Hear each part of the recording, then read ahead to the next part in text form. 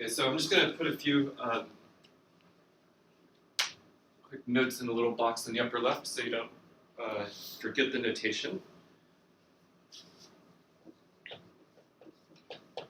So when I write in square brackets A0, A1, A2, etc. for real numbers A0, A1, A2, where here the a sub I are all real numbers and they're positive for I greater than or equal to 1, but A0 is just anything, any real number. And what this means is A0 plus 1 over A1 plus 1 over A2, etc. So that's the quick review of last time. And then we proved one thing about these last time. 1 over A2 plus 1 over A3, etc. And when you make these integers, so if the AI are all integers, then you call it a simple continued fraction.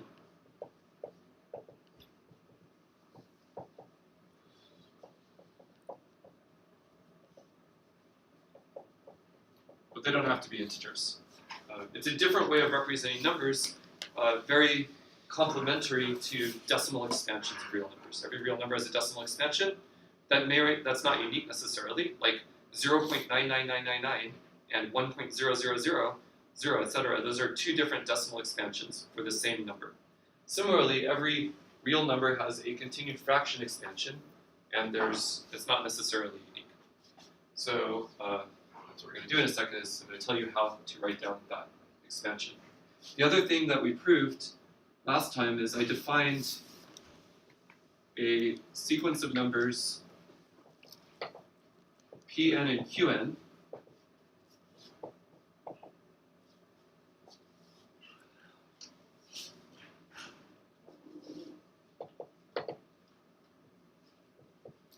which give you the, well, here's what they are. So you put kind of like a matrix 0, 1, 1, 0 right here, and then A0, 1, and then in general, the definition of Pn is An Pn minus 1 plus Pn minus 2. And the definition of Qn is An Qn minus 1 plus Qn minus 2. And if you can't remember if it's plus or minus, just remember that this gives you Fibonacci numbers when all the a sub n's are 1. And so then you remember it's plus. And everything we're going to prove today is going to fundamentally rely on the fact that the continued fraction A0, A1 up through An is equal to Pn over Qn, which we proved by induction last time. And this really just encodes all the arithmetic of expanding this out in some absolutely terrifying, horrible mess. Okay, so I'm going to keep that on the whiteboard and not erase it, and use it a bunch. Right? First, I'm going to prove to you that every rational number has a continued fraction expansion. And we're just going to use the Euclidean algorithm for computing GCDs, and we'll just write down what that says, like how it works, which you remember from like week 1. And then we're just going to do a funny thing. We're just going to rearrange it a little bit by dividing everything through by the remainders, and we'll suddenly see that all the quotients that you get when you do the GCD algorithm, the Euclidean algorithm for GCDs, those are exactly these a sub i's. So watch. That's why these are often called partial quotients.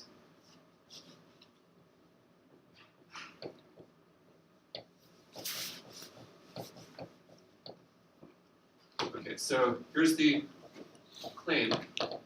Every rational number, alpha in the rational numbers, just being redundant, has a continued fraction representation.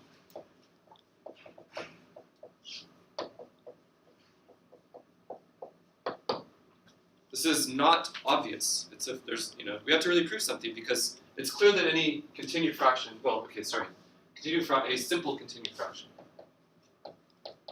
If you don't require that it's simple, that is, you don't require that the AIs are integers, it's really ridiculously easy to get a continued fraction representation. Square brackets alpha would be a continued fraction representation, right? So that's really stupid. But if you make the constraint that all of these a sub i's are integers, like in all the calculations I was showing you, then it's surprising. I mean, it's certainly true that if you take a continued fraction and simplify it, then you're going to get a rational number if it's a finite continued fraction. But how do you know that you'll get every single rational number that way? You have to prove something. But we'll do it. So let's prove it. So we'll take our rational number alpha and write it as a divided by b, where here a and b are integers. They're co-prime, so this is in lowest terms. And b is positive. So write your number that way. That's how rational numbers are written. And you can certainly assume that, yes, the a is not 0 if you want, but... Okay, so now what can we do with two numbers a and b? What's your, sort of, since I said Euclidean algorithm and stuff, what's your sort of gut reaction instinct thing to do? Let's just do long division and write it down. So write a equals b times some remainder, or sorry, not remainder isn't there, b times some quotient plus a remainder. Right? And then the remainder will have the property that 0 is less than, the remainder is less than b. So, unless of course b divides a, that could happen. That would be the case when b equals 1, but that's really easy. In the case b equals 1, we're already done because the continued fraction is just square brackets a. So, I'm going to relabel this with indices, and we're going to go down until we get to the situation where things have simplified to the extent that you get 1. So let me use the same indices as in my notes. And instead of calling this q, I'm going to call it a0 because it's going to be a0 in the continued fraction. And I'll call this r1, and I guess that's still b. Okay, so this is just long division of integers. A divided by b is as given. It's quotient of a0 and the remainder of r.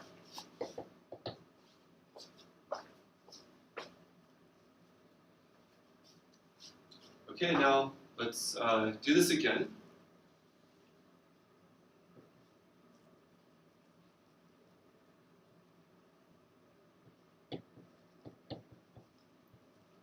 So instead of working with a and b now, I'm going to work with a0 and r1. It's exactly like what you did when you're computing GCDs. So a0 and r1 are, actually, shoot, I think I'm starting out wrong. Jumping the gun, so it's b and r1. Okay, yeah, this is right. So a0. So you take, so remember with GCDs, you start with a and b and you want to compute their GCD. And so what you do is you replace them by two other numbers that are smaller and such that the GCD is unchanged. So you replace a and b by b and r that have the same GCD. Then you do the same process again with b and r1. b and r1, you do something to get something that is divisible by the GCD, and you just repeat that process over and over again. So that's what we did here, and here, again, 0 less than the remainder, r2, less than the thing we divided by, which is r1. Sorry. Yeah. And then you just keep repeating this, so the next one will take r1 and write that as r2 times some quotient, which I'm going to call a2, plus r3. Where 0 is less than r3, which is less than r2. And so just keep dividing, taking remainders of these two numbers, repeating the process until at some point, finally, this isn't true, and the remainder is 0. That was the Euclidean algorithm for computing GCDs that we talked about. So go down, and then at the very end, you end up with, say, rn minus 1 equals rn times a sub n plus 0. And at that point, this,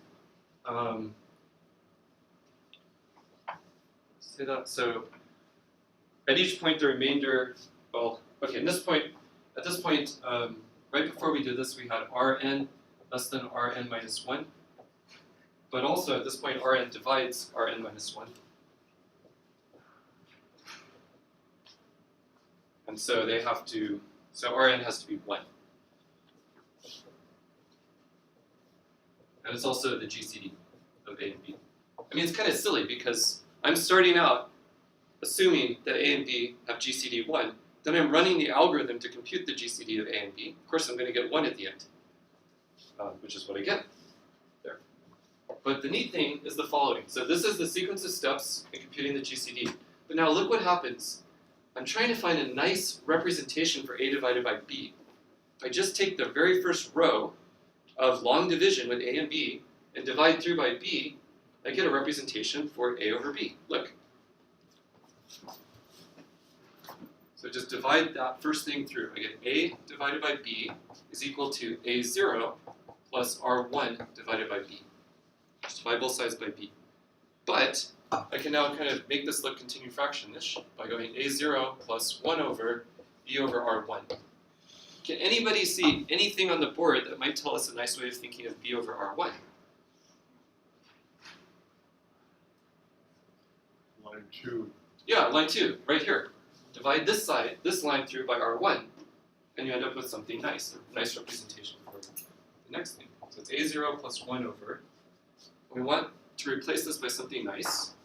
So if we divide both sides of the second line, we get B divided by R1 equals A1 plus R2 over R1, right? So let's just substitute that in over here. B over R1 is A1 plus R2 over R1. Let's just write R2 over R1 as 1 over R1 over R2.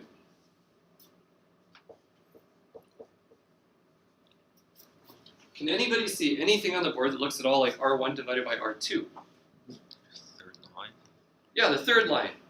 Take the third line and divide it through by R2, and you get R1 divided by R2 equals A2 plus R3 over R2. Hey, let's just substitute that in right here. A0 plus 1 over A1 plus 1 over A2 plus 1 over R2 over R3. So you can kind of see where this is going. You continue down the line, and you discover that the continued, or a continued fraction representation of A divided by B is the continued fraction A0, A1, through A sub n. Okay? So there you are. Or maybe it's A sub n minus 1.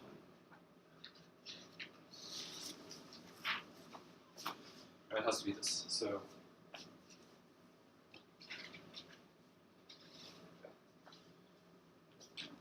therefore, every rational number has a continued fraction. And it really requires an idea, this algorithm. I mean, it's an old idea, thousands of years old, but you have to prove something. Okay, so that's one thing. So that's not done. Now the next thing is, why is the same statement true, but with a real number? Any real number?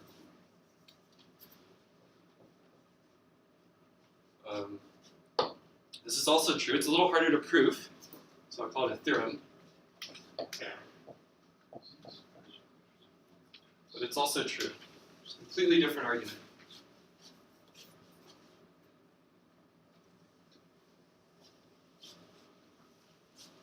So any real number at all has a simple continued fraction. So obviously, the continued fraction of a non-rational number isn't finite. It's going to have infinitely many terms, because any finite continued fraction is a rational number, just simplify. So it has infinitely many terms if it's not in the rational numbers. But what I'll tell you first, so to convince you that this is plausible, I'm just going to tell you how, in a very natural way, to take any real number and produce a sequence of numbers a sub I, and then I'll claim that, and I'll prove, maybe not today, but I will prove that they, in fact, give you a continued fraction that converges to your real number. So we have our number alpha, it's a real number. I'm going to tell you a process, which you could easily do on a calculator, to some precision at least, that gives you numbers A0, A1, A2, A3, etc. Okay? And I'll call this the continued fraction procedure.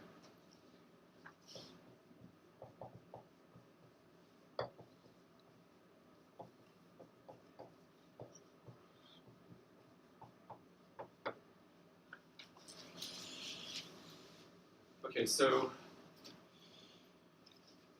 remember what we want. We want to write, somehow we need to find a way to write alpha as, so just kind of secretly what we want is that alpha equals an integer, a0, plus 1 over an integer a1, plus 1 over an integer a2, plus 1 over an integer a3, plus da da da. If you just imagine that this is true for some unknown integers, you can just figure out what they have to be. There's only one choice at each step, assuming that this is not a rational number where there's some slight ambiguity. Okay? Because look, these are all integers, right? These a sub i's. So this entire thing down here, these are all integers that are, by definition, well, they're integers and they're positive, so they're all at least 1. So this thing that I've circled, it's a number and it's strictly bigger than 1 actually, right? If this, let's just assume that alpha is not a rational number, so that's true. That thing I've circled is a positive number that's bigger than 1. So 1 divided by it is strictly less than 1. This number that I've circled in blue is less than 1. A0 is an integer. If I write down a number, such as 3.1415, etc., make it, do that.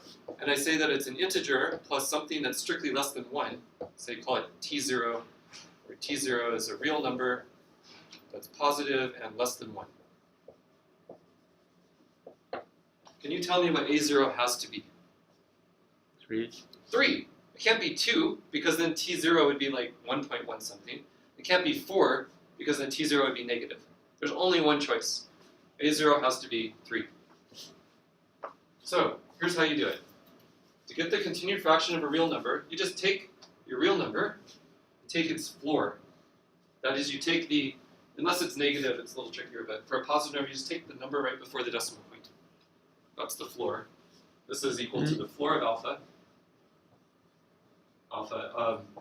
So what you have is that alpha equals the floor of alpha plus the fractional part, which we'll call t0, and t0 satisfies that condition over there. 0 less than t0 less than 1, and here this is what we'll call a0. Okay? That uniquely determines this a0. And now all you have to do is figure out what happens with the rest of it. So now you take t0 and you wonder about the same question. t0 is supposed to be this blue thing. So all you have to do is just take this and flip it over, and then you're asking what is a1? And it's exactly the same question again. You look at the fractional part of 1 over t0. So look what you do. This alpha is the floor of alpha plus 1 over t0. This is trivial algebra. But 1 over t0 is some real number that's bigger than 1. And so you can just write this as floor of alpha plus 1 over the floor of 1 over t0, which is some positive integer, plus something else, which I'll call t1. If you just iterate this process, every time what you do is you take your number, take its floor, take what's left over, the fractional part, invert that, and you'll get a number that's bigger than 1. Take that number, take the floor, take the part that's left over, and invert that. You get a number that's bigger than 1. And you just get a sequence of integers this way. At each point, the integers are these floors that you get. Okay? So for the number, for pi, this transcendental number, a0 is equal to 3. And then the next step is that you take, so t0 is now 0.1415, etc. You take 1 divided by t0. So a1 is just simply the floor of that. So it's some number, I don't know off the top of my head what 1 divided by 0.1415, etc. is, or the calculator, you can easily find it. And you take basically the part of that before the decimal point, and that gives you a1 for the continued fraction. And then you do the same thing to get a2, a3, etc. So again, just to summarize, if you take any real number at all, take its floor, that is the integer part, take the fractional part, and that gives you an integer. You just write that down. You can take the fractional part, which is a number less than 1, you flip it over to get a big positive real number. Take the integer part of that, write that down, take the fractional part, flip it over, you get a big positive real number. take the integer part of that, write it down, take the fractional part, flip it over, and just do this over and over again. And what will pop out is a sequence of integers. The first one might be negative or positive, but all the other ones will be positive integers. And here's the cool thing. If you take that sequence of numbers, construct the continued fraction like this, it will converge to your real number. I have not proved that yet, but that's what I'm claiming on the board. Okay, any questions about what this algorithm is? It's just, in one sentence, it's take your number, take its integer part, take the fractional part that's left over, and flip it over. And then take the integer part of that. Okay, that's the continued fraction procedure. It's a canonical way of just taking any real number and spitting out a sequence of integers. So, you write alpha equal a0 plus t0, then you write 1 over t0 equals a1 plus t1, then you write 1 over t1 equal a2 plus t2, etc. That's the continued fraction procedure. You could write this in a computer in like 2 lines of code. In fact, the continued fraction function in Sage, in fact, just does exactly this. All right, so then the question becomes, why in the heck does this thing that you get, this big fraction, this crazy looking massive thing, why does it converge to the real number you started with? Okay, so we have to prove that. We haven't proved that yet. Or why does it even converge to anything? So I did actually prove last time one other fact, which I didn't list up here, which is that, I don't know if you remember this, but if you look at the determinant of, it goes Pn minus 1, Qn minus 1, Pn, Qn, and this is minus 1 to the n minus 1. Right? Yeah. And so if you just write out what this means,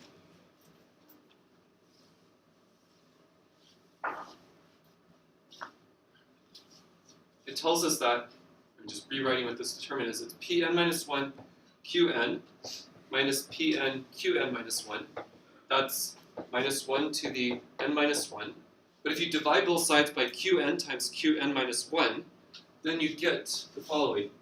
Pn minus 1 minus Qn minus 1 minus Pn over Qn is equal to minus 1 to the n minus 1 times 1 over Qn minus 1. And now let's just take absolute values of both sides. So I can get rid of the minus 1 thing. Look what I have. So the continued fraction, if you evaluate it at some cutoff point, is equal to this quotient up to n minus 1. It's equal to this one up to n.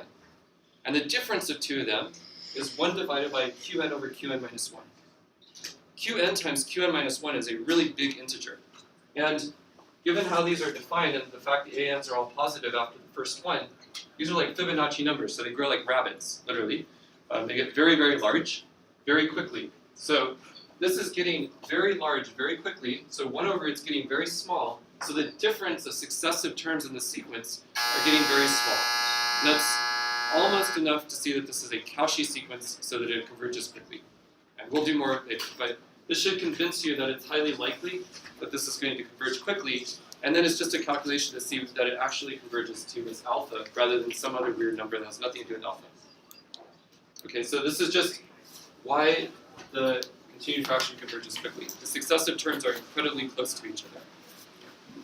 All right, so on Monday, I'll finish the proof of this, and you'll see why this continued fraction converges to alpha, and then we'll look at quadratic irrationals, sums of squares, and so on. Okay? What? Yes. I mean, it's not exactly this because for Cauchy you have to have like any pair, but it's. I mean, yeah, it's because of completeness. Yes.